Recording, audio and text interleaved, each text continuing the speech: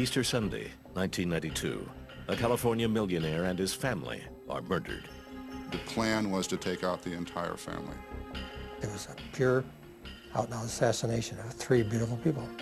Leaving behind an only son who becomes the prime suspect.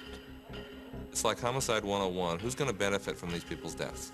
It all came back to Dana. But this is no open and shut case. As it turned out, he had the perfect alibi.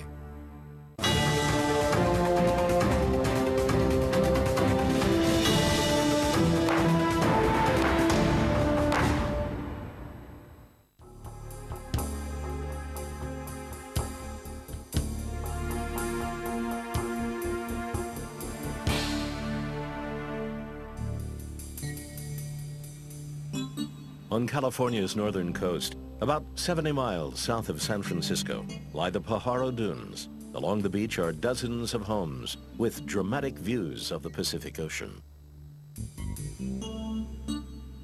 One of them belonged to 59-year-old Dale Ewell, a self-made millionaire who owned an airplane dealership in Fresno. He liked to escape to the coast with his family on weekends and holidays. It was a great place for relaxation, great place for writing poetry, if you did such a thing, or for thinking about life. In April 1992, Dale spent Easter weekend at the beach with his wife of 30 years, Glee Ewell, and their two children, 24-year-old daughter Tiffany and 21-year-old son Dana.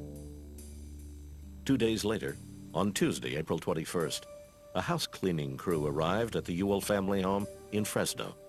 The crew leader was Rosie Avidia, who had worked for the Ewells for the past dozen years. They were very nice people. They were very nice. I liked working with them. As she walked up to the front door, she saw a neighbor waiting in the front yard. He said he had just gotten a long-distance call from Dana Ewell, who was a senior at Santa Clara University, near San Jose, more than 200 miles away. She told me, well, Dana called me and said his parents, they don't answer the phone. And I told him, well, I think they're not here. The newspapers are here outside. Rosie was surprised that none of the Ewells seemed to be around that morning. As she let the crew in, she noticed something strange. The security system had been disarmed, and it appeared the place had been ransacked. There was a stereo, some clothes, let him look like it was a robbery. So we went to the kitchen, and then she was, Tiffany, in the floor. The 24-year-old had been shot in the back of the head and was lying face down in a pool of blood. Rosie and the others quickly left the house and called 911. When the police arrived, they found Tiffany was not alone. Another body was in a nearby hallway. Going into that hallway from the garage was another deceased person, turned out to be Dale Ewell. He too had been shot in the back of the head. Near his body was a rolled-up newspaper dated April 19th, Easter Sunday.